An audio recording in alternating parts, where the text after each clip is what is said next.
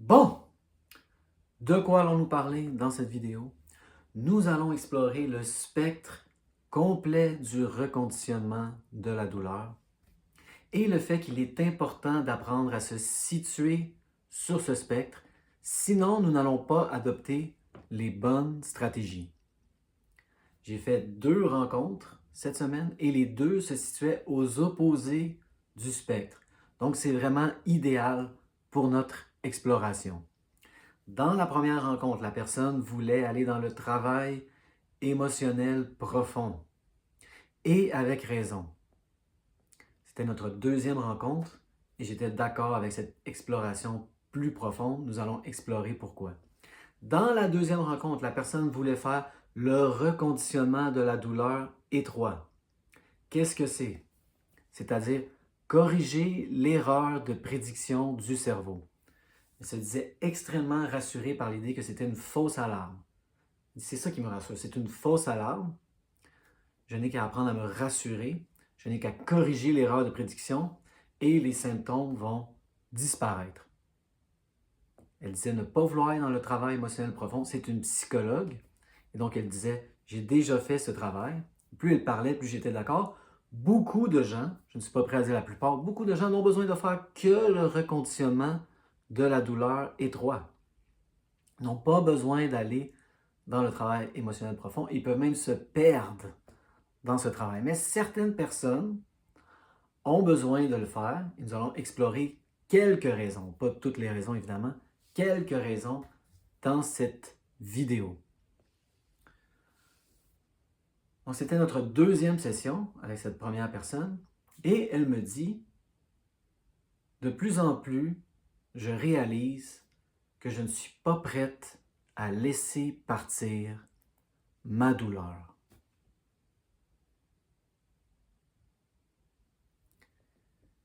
Je me souviens de ce moment. Je l'ai félicité parce que c'est difficile à admettre. Très difficile de faire face à cette réalisation. Je ne suis pas prêt à laisser partir ma douleur. Pourquoi? Parce que, entre autres, j'ai des avantages, j'ai des gains secondaires à avoir des symptômes. C'est très difficile à admettre. Je me souviens le moment où j'ai eu à faire face à cette réalisation. Quel moment difficile. Ce n'est pas une idée que j'impose aux gens. Je ne dis pas aux gens, tu n'es pas prêt à laisser partir la douleur. Il y a des avantages, des gains secondaires à ta douleur. Mais lorsque la personne me vient avec ces thèmes, je ne peux pas les contredire. Certains coachs qui font le reconditionnement à la douleur étroite vont leur dire, non, non, non, non, non. Ne te mets pas cette faute sur les épaules, ne te mets pas cette culpabilité. C'est juste une erreur du cerveau. Tu n'as qu'à corriger l'erreur du cerveau. Moi, je ne peux pas faire ça. Pourquoi? Parce que ce n'est pas mon expérience. Cette première personne m'a découvert à travers mon histoire de succès sur la chaîne de Jim Prusak et elle a beaucoup résonné avec mon message. Elle se reconnaissait en moi. C'est pour ça qu'elle m'a contacté. Et là, nous interagissons et elle me dit, je réalise que je ne suis pas prête à laisser partir la douleur, que j'ai certains avantages, certains gains secondaires. Je ne pourrais pas lui dire non, non, non, ôte-toi cette idée de la tête parce que j'ai fait ces réalisations moi-même, j'ai fait face à ce phénomène et nous allons l'explorer ici. Nous allons commencer par moi et ensuite nous allons explorer un des gains secondaires de cette personne. Souvent, il y en a tant. Et pas seulement des gains secondaires, des gains tertiaires, des gains quaternaires. Je ne connais pas les autres mots de la suite comme ça. Beaucoup de gains. Moi, il y en avait énormément. Dans la deuxième rencontre avec la psychologue, elle me disait, oui, parfois je rencontre des gens qui ne veulent pas se sortir de leur douleur, ils ont certains avantages à rester dans leurs symptômes. Il peut y avoir beaucoup d'avantages. Elle parlait d'un exemple économique où quelqu'un peut avoir des avantages sociaux comme ça par rapport à l'État, par rapport à leur emploi, par rapport à un assureur. On rencontre ces gens, on n'a pas l'impression qu'ils veulent s'en sortir. Je lui dis, ne te décourage pas, ne perds pas espoir. J'ai déjà été là moi-même. Et la plupart des gens malheureusement, doivent atteindre, j'ai dit le fond du baril. Elle m'a dit, ici en France, on dirait plutôt le fond du seau. En anglais, c'est rock bottom, hein, le plancher de roche. Moi, il a fallu que j'atteigne le plancher de roche pour m'en sortir. Avant, comme ça, j'essayais de nager. Ça ne fonctionnait pas.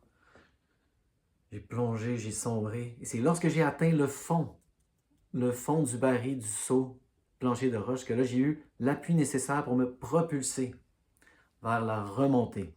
Donc, il ne faut jamais perdre espoir. Moi, j'ai déjà été là. Je lui en parlais, comme ça, dans la deuxième rencontre. Moi, j'étais sur ce qu'on appelle ici l'aide sociale. Non seulement j'avais l'aide sociale, mais en plus, je recevais des bénéfices de plus parce que j'étais invalide. J'avais une invalidité. Là, réfléchissez à quel message vous envoyez à votre subconscient si vous recevez des avantages comme ça parce que vous êtes invalide.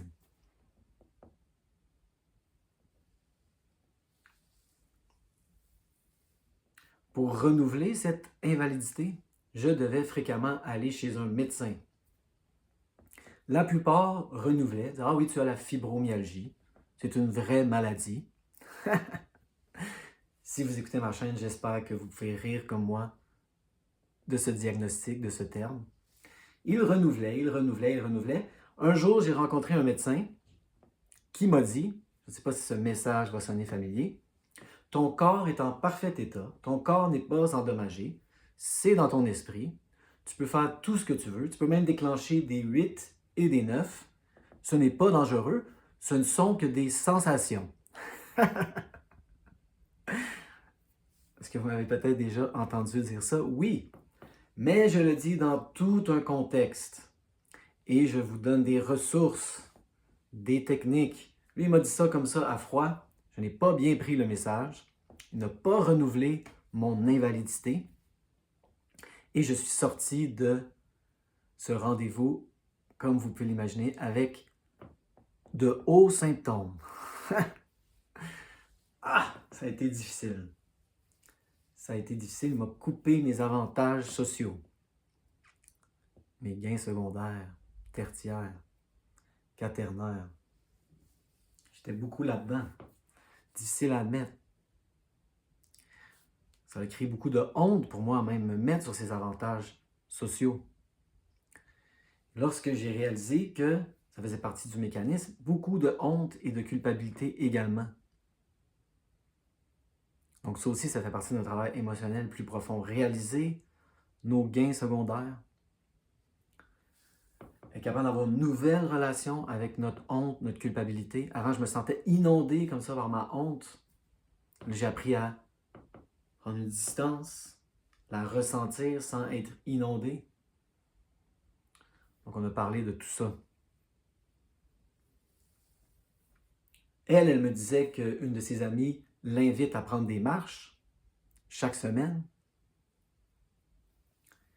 Et elle n'aime pas y aller chaque semaine. Et donc, elle s'est servie des symptômes comme excuse. Non, je peux seulement venir quelques fois par mois à cause des symptômes. Ah!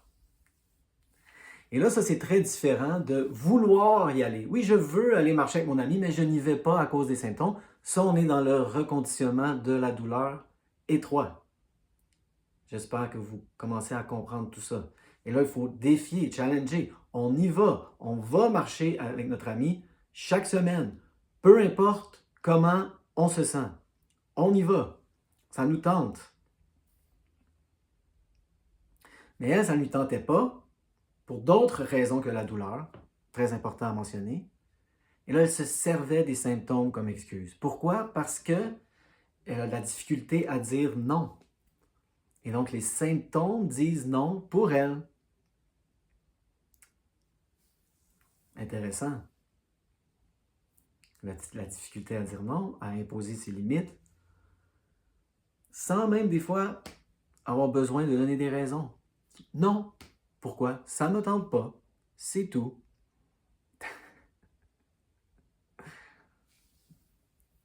Elle a la difficulté à faire ça et donc les symptômes disent non pour elle.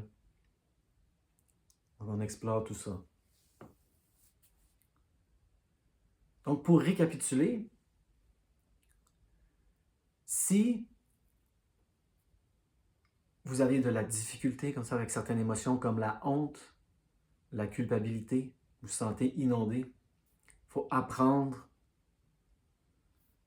à être avec ces émotions. On pourrait appeler ça un travail émotionnel plus profond. Si vous avez des gains secondaires, oserais-je le dire, tertiaires, vous aurez beau vous dire toute la journée, faire le reconditionnement de la douleur et vous dire « ce n'est pas structurel, c'est neuroplastique, c'est une erreur de prédiction. Je corrige l'erreur du cerveau, les symptômes vont disparaître. » Mais vous avez encore des avantages à garder les symptômes. C'est votre armure, c'est votre mécanisme de défense. On a exploré que les miens, que les siens, mais il y en a d'autres. Quand on a des symptômes, les gens nous donnent de l'attention. Il y en a tellement. La liste est longue. Donc, je voulais commencer par cet aspect. Très rare, moi je ne vais pas dire à quelqu'un il y a des gains secondaires à ta douleur, mais si quelqu'un me présente cette idée, je ne vais pas faire comme un coach de reconditionnement de la douleur et dire non, non, non, non, non, ôte-toi cette idée de la tête, comment pourrais-je? C'était mon cas. C'était mon cas. Ça a été extrêmement difficile de faire face à tout ça. Ça a généré beaucoup de honte, beaucoup de culpabilité et j'ai appris pas à devenir fier nécessairement, qui serait le contraire de la honte. C'est intéressant, elle me disait non, je vois plutôt moi le contraire de la honte comme l'innocence. Je me sens honteuse, comme tachée, comme une pécheresse et là, pour moi le contraire de la honte serait plutôt l'innocence. Intéressant. Tout le monde est différent, c'est ça. Moi, ça m'a pris longtemps de devenir fier, ce que je considère le contraire de la honte. Et avant de pouvoir devenir fier, il a fallu que j'apprenne à devenir confortable avec ma honte, avec ma culpabilité. Parce que quand on dit non aussi, c'est ça qui arrive. On se sent coupable et là, il faut apprendre à être avec la culpabilité. Donc, tout ça, c'est le travail émotionnel profond. Certaines personnes ont besoin de le faire. Et tant qu'ils ne le feront pas, j'hésite à utiliser ce terme, hein, il va y avoir de l'auto-sabotage dans le reconditionnement de la douleur. Je fais ma thérapie de groupe jeudi, on a exploré le thème de l'auto-sabotage. Y a-t-il une façon plus empreinte d'autocompassion d'explorer ce phénomène, l'auto-sabotage? Peut-être que je vais explorer ça dans une autre vidéo. Peut-être que ce n'est pas la façon la plus utile de percevoir ça. Et puis tout ça, ça fait partie de ce qu'on peut appeler le travail émotionnel profond. Donc, je vous donne des pistes ici, à quel point c'est large. Mais cette deuxième personne, c'est ça, c'est une psychologue, elle me disait, je ne ressens pas le besoin de faire ça. Et plus j'interagissais avec elle, plus j'étais d'accord.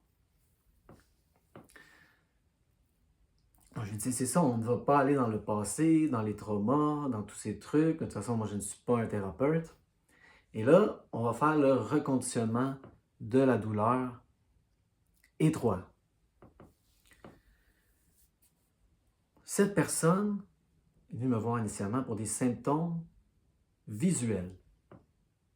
C'était un petit peu la porte d'entrée.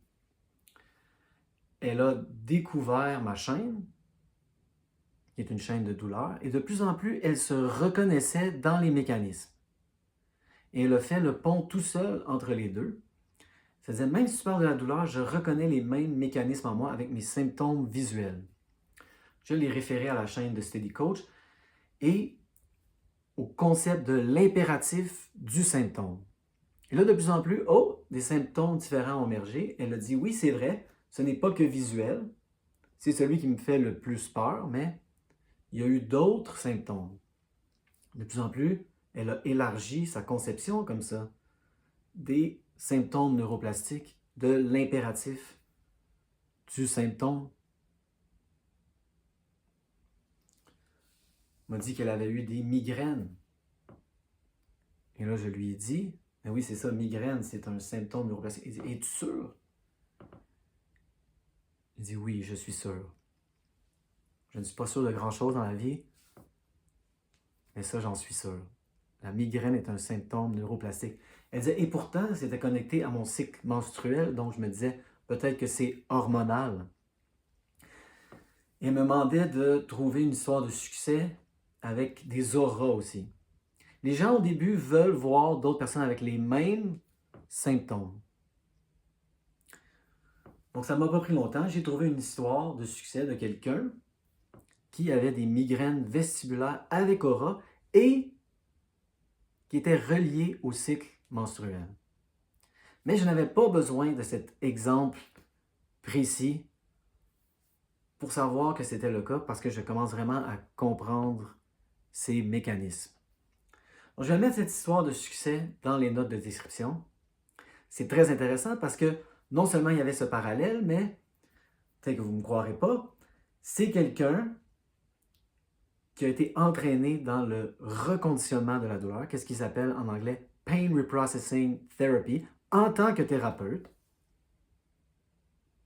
Elle interagissait comme ça avec des gens en douleur de plus en plus et elle remarquait que c'était les mêmes mécanismes. Elle se disait, je crois que ça s'applique à moi également. Wow! J'en avais un petit peu la chair de poule. Tout comme cette personne. Elle aussi, elle est thérapeute. Elle aussi avait les auras. Elle aussi, c'était relié au cycle menstruel. Donc, dans cette histoire de succès est en deux sections. Il y a l'histoire de Vanessa en tant que telle. Et là, elle parle justement de Pain Reprocessing Therapy. J'espère que vous connaissez ça. Le reconditionnement de la douleur. Avec le Dr. You, elles explorent le fait que ce n'est pas toujours aussi étroit qu'on le pense. Premièrement, elle disait que au centre où ils le font, ce n'est pas que la douleur. Elle lui a demandé quel est le pourcentage. Elle disait, je dirais que 65% des gens, les symptômes, ce n'est pas la douleur. Même si ça s'appelle Pain Reprocessing Therapy. Peut-être qu'il devrait changer le nom. Et elle disait, c'est peut-être plus large que la plupart des gens le réalisent. Peut-être pas aussi large que là on l'explore en ce moment, avec le travail émotionnel profond, mais c'est plus large que les gens réalisent. Oui, on parle des émotions, même dans le reconditionnement de la douleur étroit. Donc, c'est une thérapeute. Elle a commencé à interagir avec les gens en douleur. Elle a remarqué ses propres patterns. Elle a remarqué qu'elle avait fait des associations. Les gens dans sa famille avaient des migraines, connectées au cycle menstruel. Elle dit que c'était presque un rite de passage. Quand elle-même, c'est ça, elle a eu ses menstruations, elle a eu les migraines. Bienvenue dans le club. Et là, ça m'a rappelé un livre que j'ai lu il y a un an. J'avais fait une vidéo éponyme. Je vais mettre ici le titre du livre. Désapprendre la migraine de Arturo.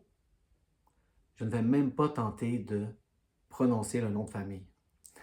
Je lui ai dit oui, j'ai un excellent livre à te proposer. Ça s'appelle Désapprendre la migraine et c'est à propos, comme tu le recherches, du reconditionnement de la douleur le plus étroit possible.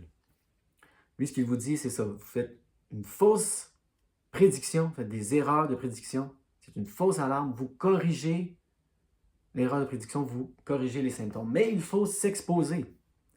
Lorsque la migraine arrive, vous prenez les médicaments, vous allez dans une chambre sombre, vous fermez les rideaux, comme ça, et vous vous reposez. Évitement. Il dit non, allez faire les choses que vous voulez quand même.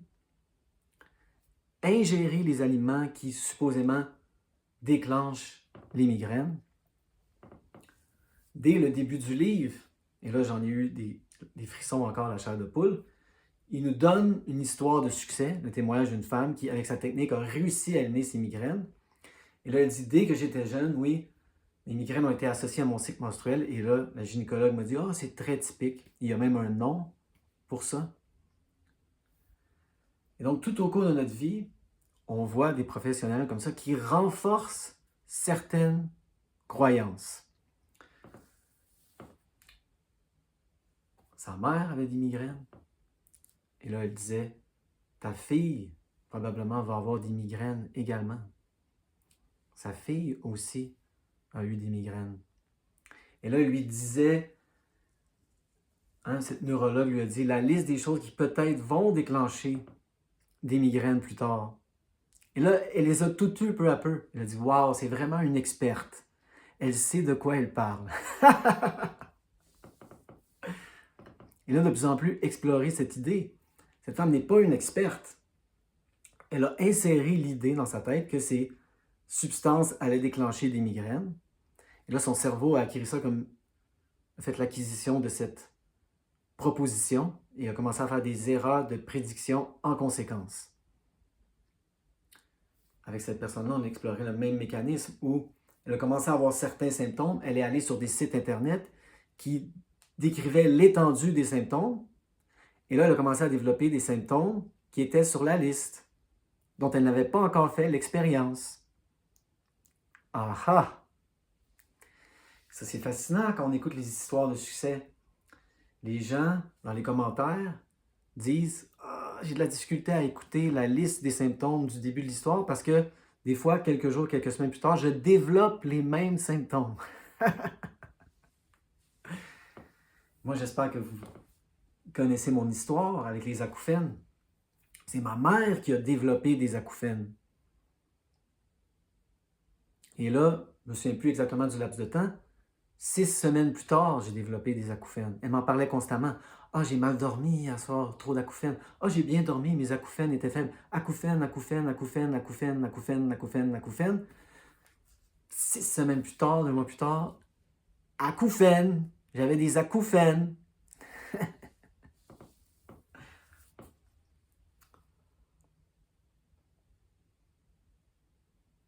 Et donc, cette personne-là nous dit qu'à cause de Arturo, dont je ne vais pas essayer de prononcer le nom de famille, elle a réussi à éliminer ses migraines. Parce qu'elle a changé ses croyances, donc elle a changé les prédictions de son cerveau. J'espère que ce message sonne familier. Elle a commencé à arrêter d'éviter, elle a arrêté d'éviter. Elle s'est exposée, exposée, exposée. Si on pense que c'est le chocolat qui déclenche une migraine, c'est vous qui avez fait ce lien dans votre esprit. Il n'y a pas de lien biologique. Ce qu'il nous dit, c'est que si on observait le cerveau durant une migraine, il n'y a rien qui se passe dans votre tête comme ça de dangereux. C'est de la douleur neuroplastique. C'est une erreur de prédiction. Il n'y a pas de lien biologique entre le chocolat et votre migraine. C'est vous qui avez fait cette association. Et ça, c'est subconscient des fois. Lui, il dit que c'est une erreur du système neuro-immunitaire. Et là, ça devient extrêmement intéressant pour l'expansion des symptômes, de l'impératif du symptôme. Parce qu'il y a beaucoup de gens, quand on écoute des histoires de succès, qui font le reconditionnement de la douleur, qui font le travail TMS, et là, qui réalisent, tout comme j'ai réalisé que mes acouphènes sont partis, moi, je n'ai rien fait pour traiter les acouphènes spécifiquement. Oui, il a fallu que je convainque mon cerveau que la douleur n'était pas structurelle, qu'elle était neuroplastique, la fatigue également. Mais en faisant le processus, mes acouphènes sont juste partis naturellement. Même avant qu'ils disparaissent, j'aurais encore pensé que c'était structurel.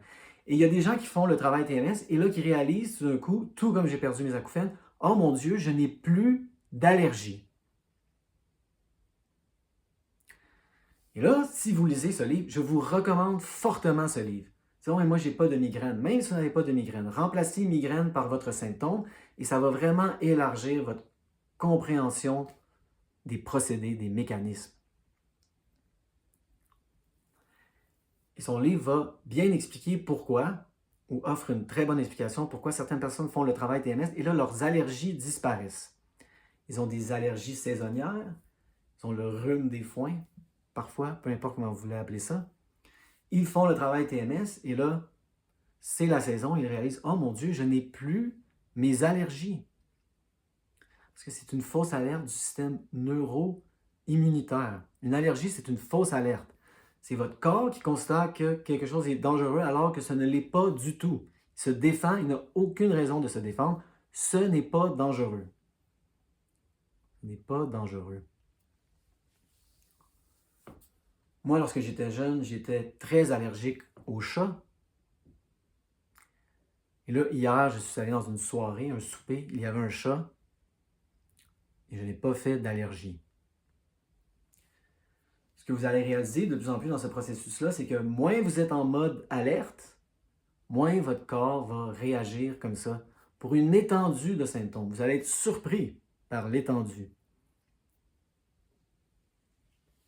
Et là, elle me disait dans un courriel après notre rencontre, oui, c'est vrai, hein, mes allergies, maintenant que tu le mentionnes, on fait partie de la montée de l'impératif du symptôme. Donc, ce qu'il nous dit Arturo, c'est ça, c'est que vous avez trop entendu d'histoires négatives, surtout par des professionnels, des experts. Et là, en faisant comme ça l'intégration de ces histoires, votre cerveau va commencer à faire des mauvaises prédictions. Elle, c'est ça qu'elle me dit, cette personne. Elle me dit, c'est ça mon impression, j'ai absorbé tellement d'informations négatives en allant sur les forums ou même sur les sites plus neutres où ils décrivent les symptômes, que j'ai l'impression maintenant que c'est imprégné dans mon cerveau. Et elle a tout à fait raison. C'est ça. Vous avez reçu plein d'informations négatives, l'effet nocebo, par des experts qu'on vous a appris à vraiment respecter, vous respectez leur opinion. Et vous créez comme ça, comme moi, l'idée que vous souffrez d'une maladie incurable, la fibromyalgie. Si on vous dit que vous souffrez d'une maladie incurable, votre cerveau va aller en mode prédiction incurable, incurable, incurable. Et là, ce qu'il faut faire de plus en plus, c'est s'exposer à de la connaissance qui va corriger ça, de l'information positive. Il vous dit non, tu ne souffres pas d'une condition incurable, ce sont des symptômes neuroplastiques, des erreurs de prédiction. Si vous corrigez l'erreur de prédiction, les symptômes vont s'en aller. Donc, il y a deux choses à faire. Il faut arrêter de s'exposer aux opinions qui créent l'effet nocebo en vous. Donc, lorsqu'on réalise que nos symptômes sont neuroplastiques, il faut arrêter d'aller dans les forums. Il faut faire très attention à l'information qu'on absorbe. Une fois qu'on réalise que c'est neuroplastique, il faut arrêter d'aller voir les docteurs. Il faut s'exposer à de l'information qui corrige l'erreur de prédiction. Il n'y a rien qui cloche avec vous. Votre corps est en parfait état. Vous pouvez faire ce que vous voulez. Vous pouvez même déclencher des 8 et des 9. Et ce ne sont que des sensations. Mais il ne faut pas entendre le message une fois comme ça. Peut-être même qu'à ce moment-là, votre système va se rebeller et les symptômes vont monter. Il faut, dans le bon contexte, s'exposer au message constamment.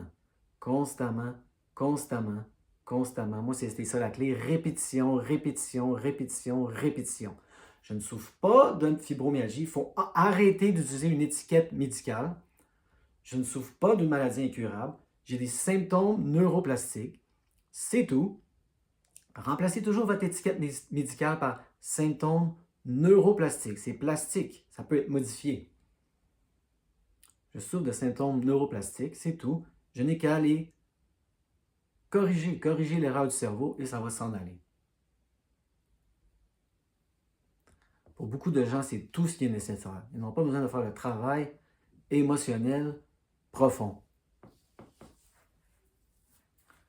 Donc, cette personne me disait qu'elle avait extrêmement peur de faire du pole dancing.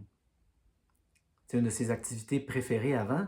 Et là, elle a peur de retourner au pole dancing. Et donc, je lui disais, c'est par là que passe ton rétablissement. Trouvez la chose qui vous fait le plus peur, allez la faire. Et c'est idéal lorsque c'est quelque chose qui nous passionne, qu'on veut vraiment faire. C'est ça qui nous permet de surmonter la peur. Lorsque notre désir de retourner à l'activité est plus grand que la peur. C'est vraiment ça qui aide à faire la chose. Certaines personnes, je me demande, qu'est-ce que tu veux faire? Ils ne sont pas trop sûrs. Ça, je ne sais pas.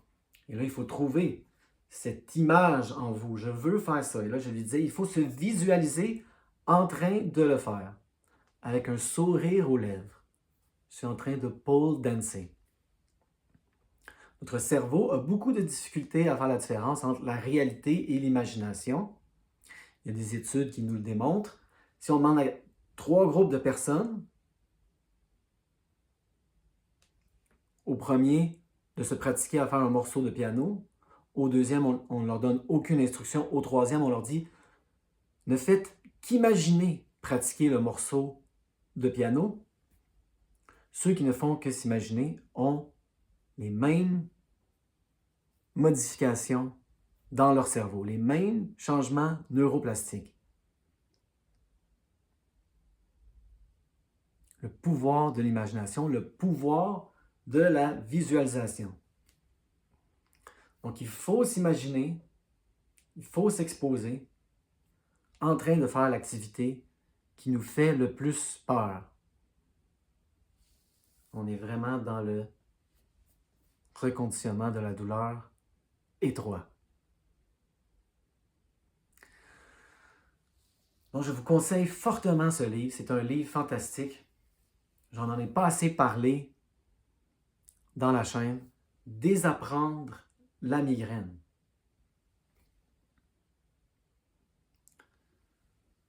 Je vous conseille de le lire en parallèle avec Alan Gordon, Déjouer la douleur chronique. Pour faire une récapitulation, il est possible que certaines personnes aient à faire un travail émotionnel plus profond. Ce n'est pas assez de dire « Ah oui, je veux aller faire une marche avec mon ami. » Donc, je m'imagine en train de faire la marche et j'y vais, peu importe comment je me sens. S'il y a d'autres enjeux sous-jacents, comme le fait que c'est pas à cause des symptômes que vous ne voulez pas y aller. Il y a quelque chose avec la personne ou fait qu'on s'entend moins bien qu'avant. Je ne veux pas y aller. Je me sers des symptômes comme excuse. Il y a peut-être un travail émotionnel plus profond à faire que juste corriger l'erreur du cerveau. Mais s'il n'y a pas ça, vous savez ce que vous voulez. Je veux aller marcher avec mon ami. Allez-y. Visualisez-vous en train de marcher avec votre ami. C'est le mercredi, c'est chaque mercredi. Allez-y chaque mercredi. Peu importe comment vous vous sentez. Peu importe comment vous vous sentez. Vous voulez faire du pole dancing? Visualisez-vous en train de pole dancer. Et là, certains vont faire ce que Jim Prusak appelle l'inondation. Vous y allez. Pourquoi ne pas y aller sur le champ? Qu'est-ce qui m'en empêche? Mon corps est en parfait état. Il n'y a aucune lésion. Je peux y aller. Certaines personnes prennent cette approche. En général, ça va plus vite pour ces personnes-là. D'autres personnes disent non, il faut que j'y aille plus graduellement. Je crois que je suis faible musculairement, il faut que je me muscle. OK, si vous voulez prendre cette route, vous vous sentez faible, musclez-vous. Plus on fait d'exercice, plus on devient musclé. Le corps guérit et plus on s'en sert, plus le corps devient fort. Donc, si vous avez besoin d'aller à une route plus graduelle, l'important, c'est d'avancer. On peut y aller lentement, mais sûrement. Ça peut être graduel, ça va être plus long. Mais il faut y aller au rythme où on se sent en sécurité. Moi, ce que j'ai remarqué, c'est qu'au début, je faisais des petits sauts, mais mes sauts augmentaient de plus en plus je gagnais en confiance. Qu'est-ce qui m'a donné la confiance? La connaissance. Qu'est-ce qui m'a permis d'écraser le doute? Obtenir de plus en plus d'informations. Comme nous dit Arturo, c'est la connaissance qui nous libère. Moi, il a fallu que j'absorbe des quantités incroyables d'informations pour écraser mon doute absolument incroyable. J'avais des énormes quantités de doutes. Il a fallu que j'absorbe des énormes quantités d'informations pour écraser le doute. Non, non, non, non, non. Ce n'est pas structurel. Même la migraine. Même ce symptôme. Élargissez. Écoutez les histoires de succès. Réalisez à quel point c'est large l'éventail des symptômes. Parce que sinon, vous pourriez vous faire avoir par l'impératif du symptôme. C'est comme ça que ça fonctionne le processus. On a un symptôme ici, on se rassure de plus en plus, on se rassure de plus en plus, on se rassure de plus en plus. Vous faites un excellent travail, vous rassurez avec un symptôme. Votre cerveau est encore en état d'alerte, il veut vous envoyer une alarme, il va envoyer un symptôme ailleurs. Et là, si vous ne connaissez pas l'éventail des symptômes, vous allez tomber dans le panneau. À nouveau. C'est pour ça que c'est important de regarder des histoires de succès, comprendre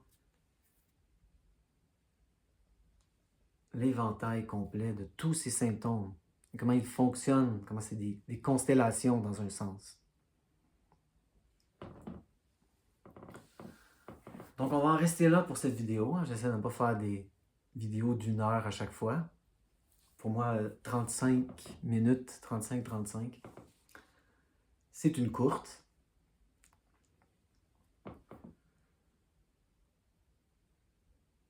Donc, pour récapituler, oui, certaines personnes ont besoin de faire un travail plus profond.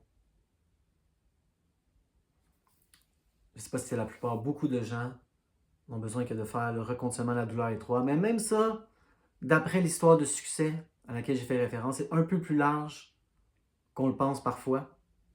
C'est vraiment une excellente histoire de succès, je vous la conseille, avec des sous-titres français. Mais si vous n'aimez pas absorber du matériel anglais avec des sous-titres français, quelle est la recommandation numéro 1 de cette vidéo? Lisez ce livre. Désapprendre la migraine. Et là, remplacez migraine par votre symptôme et réfléchissez de plus en plus à lui ce qu'il appelle la fausse alarme du système neuro-immunitaire. Êtes-vous toujours malade? Êtes-vous toujours en train de tomber malade? Je vais vous laisser avec cette ouverture sur la question. Et là, je vais vous laisser trouver vos propres réponses avec ce matériel proposé. Vraiment un excellent livre. Je le suggère maintenant aussi chaudement que Déjouer la douleur chronique de Alan Gordon. Lisez ces 2 livres en parallèle. Ça va vraiment vous aider à comprendre l'erreur de prédiction du cerveau et à quel point vous avez été influencé par les opinions des autres, plus lourdement par les opinions des experts, des supposés experts. Ces opinions-là pèsent plus lourd, évidemment, dans la balance. Arturo va vous expliquer comment ça va créer des fausses prédictions dans votre cerveau. Il va vous expliquer. Non, malheureusement, il ne va pas bien vous expliquer comment les corriger. Malheureusement. Mais c'est très bien de comprendre le mécanisme. Et là, vous avez plein d'autres outils, plein d'autres techniques. Je l'espère que vous êtes conscient de ça maintenant pour corriger ces erreurs. Donc, c'est un livre très bref. Je sais que certaines personnes n'aiment pas lire des longs livres. C'est un livre très bref, très facile à lire, facile aussi à se procurer. Je ne veux pas faire de publicité pour une plateforme en particulier, mais on peut se le procurer en une fraction de seconde. Donc, lisez ce livre, Désapprendre la migraine. Ça va vraiment vous aider dans ce que j'appelle le reconditionnement des symptômes neuroplastiques étroits. Ce sont de fausses alarmes. Je vais vous laisser avec ce message. Certaines personnes dans le reconditionnement de la douleur disent « ce ne sont pas que des fausses alarmes ». Il y a un message plus profond. Et moi, j'ai fait ce travail plus profond. Mais j'ai séparé le travail émotionnel du reconditionnement de la douleur étroite parce que souvent, je trouvais ça extrêmement rassurant, juste comprendre que c'est une erreur du cerveau. Il y avait des symptômes, il y avait des sensations. On disait non, tu te trompes. Tu te trompes, cerveau. C'est une erreur. Notre cerveau est toujours en train d'halluciner. Il y a des hallucinations utiles, il y a des hallucinations inutiles. Toute la douleur est une hallucination. Lorsqu'on se casse la cheville, votre cerveau crée la sensation de douleur dans la cheville. C'est une hallucination. C'est une hallucination utile. On pourrait prendre une substance pour bloquer ce signal. Ça serait extrêmement néfaste. Vous seriez en train d'endommager votre cheville en pilant dessus. Donc, c'est une hallucination utile. Mais lorsqu'on est en douleur chronique, c'est une hallucination inutile.